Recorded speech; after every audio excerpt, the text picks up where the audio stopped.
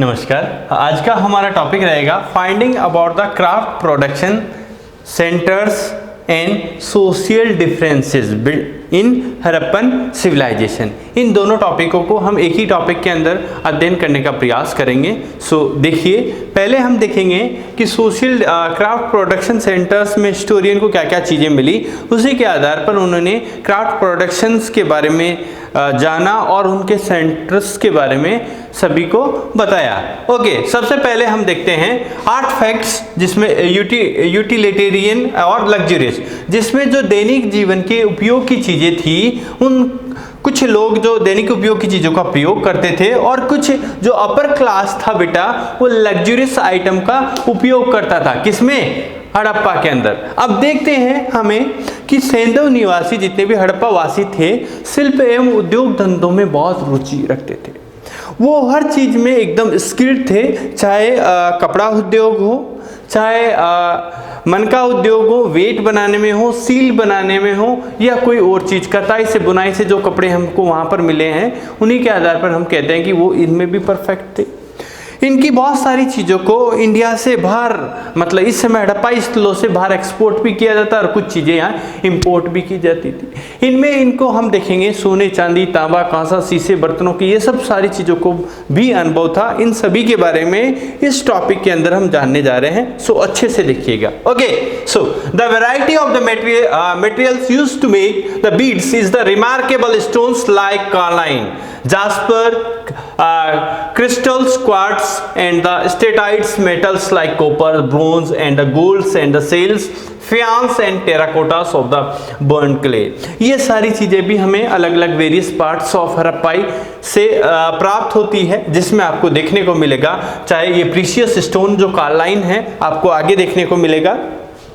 Yellowish material पर आग में पकाने के बाद, अलग अलग प्रोसेस के बाद रेड कार्लाइन प्राप्त होता था। ये आप अच्छे से देखेंगे। जास्पर हो, क्रिस्टल्स हो, क्वार्ट्स हो, स्टेटाइट स्टोन्स हो, ये सारे स्टोन्स को ये जो चाहे सील बनाने से लेकर वेट्स वगैरह में, चर्ट वगैरह में, चर्ट के वेट बनाए जाते थे, इन सभी में भी यूज किया जाता था। ऐसे बहुत सारे स्थल्स जो सुकूर में देखेंगे, वहाँ पर पत्थर वगैरह जैसे चक्की वगैरह बनाने के, पत्थर स्टोन के, ये सारी चीज़ों के भी काम किए जाते थे। ओके, सो हम देखते हैं आगे। Copper, bronze and golds and shells and faience and terracottas वगैरह और बर्न्ड क्लेस, ये भी तैयार किए जाते हैं। साइड में आपको देखेंगे एक घुर्रियों की माला है, जिसमें आपको ऐसे जो देखेंगे उसमें छेद करके ऐसे तैयार किया हुआ दिखाई देंगे। The shapes were numerous disc shaped, cylindrical, spherical, barrels and shaped segments. यहाँ पर हमें विभिन्न प्रकार की शेप, मतलब चौकोर होगा, आयताकार भी आपको दिखाई देगा, एक सिलेंडर टाइप मतलब गोल भी दिखाई दे, बेलनाकार भी दिखाई देगा। ऐसी बहुत सारी शेप हमको यहाँ पर दिखाई देगी, चाहे सील की हो, चाहे और चीज़ों की यहाँ दिखेगी आपको। सम वर डेकोरेटेड बाय इनिसाइजिंग और the painting and the some had design East onto them. The techniques for the making beads differ according to material। यहाँ पर ये हड़प्पाई वासी केवल चीज़ें बनाने से में ही पारंगत नहीं है, चीज़ें बनाने से लेकर पॉलिश से लेकर कलर तक हर चीज़ में बहुत ज़्यादा हाईली स्किल्ड पर्सन थे। ऐसा क्यों बोल दिया मानसिंह सर आपने हाईली स्किल्ड थे? भाई यहाँ पर जो चीज़ें मिली, उन की जब शेप देखी और इतने सालों के बाद भी उनकी चमक और उनकी पॉलिश आज भी बरकरार है, तो इससे पक्का इतिहासकारों ने अनुमान लगाया कि वो उनका जो स्किल था बहुत ही डेवलप्ड था। आप सोचिए कि उन लोगों ने 2400 BC के आसपास, मतलब तांबे के अंदर टिन बनाकर, तांबा और टिन मिलाकर ब्रोंज बना लिया। ऐसी बहुत सारी चीज़ें, टेक्निक्स उनको पता थी, और आज हमें उन टेक्निक्स से अभिज्ञ हैं, अनभिज्ञ हैं। सो फिर भी देखो, तो मानना पड़ेगा कि वो बहुत ज़्यादा स्किल्ड थे। आगे देखते हैं बेटा कि archaeologist experiments have revealed that the red color of carnelian was obtained by firing the yellowish raw material and the beads at the various stages of productions. Specialized drills have been found at the Chahudro, Lothal and more recent of Dholavira। तो हम देखेंगे कि सबसे ज़्यादा जो question पूछा जाता है कि how to obtain the red carnelian, कैसे रेड कार्लाइन प्राप्त किया जाता है। तो मैं बता दूं आपको कि रेड कार्लाइन येलोइश मटेरियल पर आग में पकाने, आग में उसको जलाने या आग में रखने के बाद उसमें अलग अलग प्रोसेस के थ्रू ही प्राप्त किया जाता है। क्या? Red colour of carnelian. Okay, तो specialised drill have been found at Chanhudaro, Lothal and more recent of Dholavira. आगे देखेंगे आप, Nageshwar and Balakot were specialised centre for the making shell objects. इसके अलावा देखा आपने, नागेश्वर और बालाकोट स्पेशली सेल के प्रमुख सेंटर्स थे, इंक्लूडिंग बैंगल्स, हाथ में पहनने वाला, leads and the inlays and which were taken to other settlements.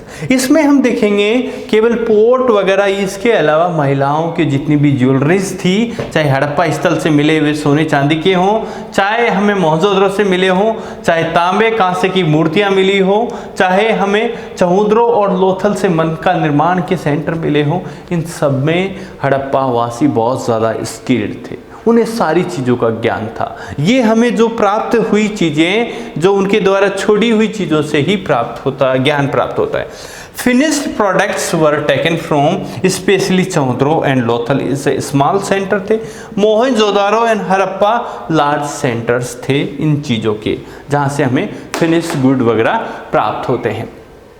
अब आइए हम देखते हैं हड़प्पा में जो हमें गोडेज ऑफ फर्टाइल के रूप में जो मिलती है, उन्हीं से हम अब वहाँ के आर्ट एंड क्राफ्ट को जानने का प्रयास करते हैं। रिलीजन में भी इनको देखेंगे, आर्ट एंड क्राफ्ट में भी देखेंगे, एग्रीकल्चर में भी देखेंगे। आप हर जगह इन गोडेज ऑफ फर्टाइल को यूज करते हैं। और एग्रीकल्चर में गोडेज ऑफ फर्टाइल मान सकते हो, यहाँ इनकी जो स्टेचू से इनका अनुमान आर्ट एंड क्राफ्ट को देख सकते हो।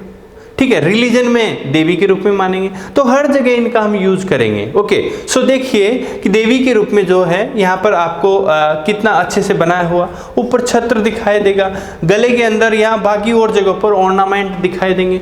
तो इसका मतलब ये था कि ये बहुत हाईली स्किल्ड थे, किसमें? आर्ट एंड क्राफ्ट में, चाहे गहने हो, चाहे स्टोन का कोई काम हो, या और डिजाइनिंग हो, या पॉलिश हो, इन सभी में, इन सभी मतलब गोडेज ऑफ फर्टाइल का स्टेचू देखने के बाद हम ये अनुमान लगाते हैं। देख लीजिए, in order to identify centres of the craft productions archaeologists usually look for the followings. कहते हैं, अब बात आती है कि भाई साहब आपने बता दिया ये चीजों में वो बहुत ज्यादा स्किल्ड थे हड़प्पावासी, तो अब हमें एक और बताओ कि आपने कैसे पता लगाया। सर मानसिंह सर कुछ नहीं बताते हैं, हिस्टोरियन बताते हैं, वो तो नाम लेते हैं पढ़ के। Okay, confirm मानिएगा।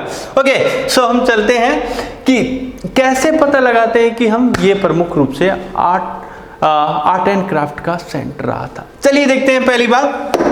First point, raw material, stone, needles, holes, shells and coppers. हम देखते हैं यहाँ पर जो भी प्रमुख सेंटर के रूप में रहे थे, वहां पर आपको रॉ मटेरियल सबसे ज्यादा दिखाई देगा।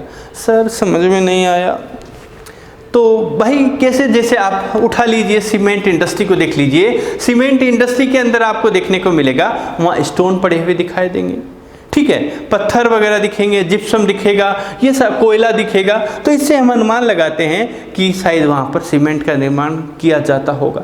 वैसे ही यहाँ पर जो चाहे स्टोन का हो, चाहे सेल्स हो, बीड्स हो, इन सब के निर्माण के में जो रॉ मटेरियल काम आते थे, उनका ढेर या स्पेयर के रूप में आपको दिखाई देगा। कहाँ पर? क्राफ्ट प्रोडक्शन सेंटरों पर। चलो नेक्स्ट पे चलते हैं। अब और चीज क्या देखने को मिलेगी? टूल्स मिलेगा। जब भी हम किसी फैक्ट्री के अंदर जाते हैं तो फैक्ट्री के हमें बहुत सारी मशीनरीज दिखाई देती है, वैसे ही हड़प्पन सेंटर्स पे आपको बहुत सारे टूल्स दिखाई देंगे। तो इसी के आधार पर हिस्टोरियन ने कहा कि ये प्रमुख सेंटर्स रहे होंगे। सो एक और चीज और क्या है? Unfinished products. जैसे अनफिनिश्ड प्रोडक्ट का मतलब वो जिसमें तैयार माल जो अभी बना नहीं है, अनफिनिश्ड। जैसे कुछ तो बना दिया, कुछ बाकी रह गया। जब भी मैं खुद बताता हूँ ऐसी चीज़ें कि बहुत सी बार हम किसी का स्टेचू बनाने जाते हैं, जैसे महात्मा गांधी का बनाना है, जब मूर्तिकार के पास जाते हैं तो उसके बाहर हमको बहुत सारी मूर्तियाँ टूटी फूटी भी मिलेगी। कुछ मूर्तियों पे आधी जैसे गर्दन बना दी, अभी नीचे का पत्थर ही बचा हुआ है। कुछ मूर्तियाँ बना दी लेकिन पॉलिश बाकी है। तो इस प्रकार हम देखेंगे कि बहुत सारे जो प्रोडक्शन सेंटर थे वहाँ पर अनफिनिश्ड प्रोडक्ट भी मिलेंगे। Next, rejected and the waste material. वहां पर आपको कुछ जगह रिजेक्टेड एंड वेस्ट मटेरियल भी दिखाई देगा।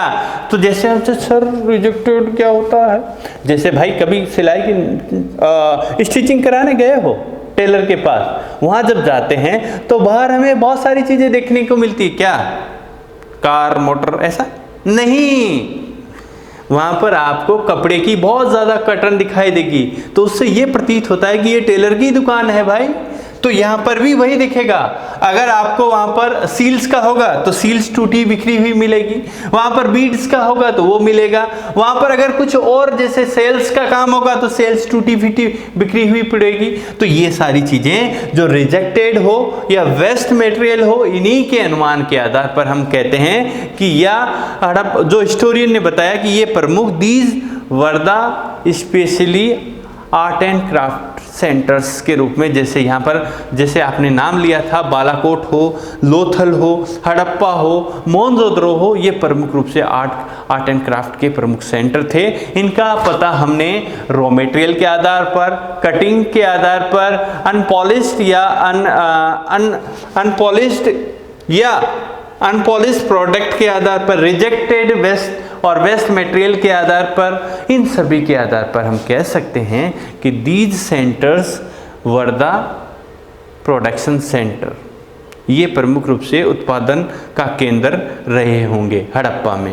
ओके, सो आई होप आपको समझ में आएगा। चलिए अपने नेक्स्ट टॉपिक पे, उससे पहले हम देख लेते हैं कि आपको हड़प्पा स्थलों पर बहुत सारे, चाहे कॉपर के हों चाहे ब्रॉन्ज के हों, ऐसे टूल्स मिले हैं जो वो हड़प्पाई वासी उनसे किसी भी सील के लिए हो, चाहे कोई भी स्टैच्यू हो, चाहे बाकी और किसी चीज़ों में यूज़ किया करते थे। किसके लिए यूज़ किया करते थे बेटा? गुड्स को तैयार करने के लिए। ओके, समझे? ठीक है, ओके, थैंक यू, नमस्कार।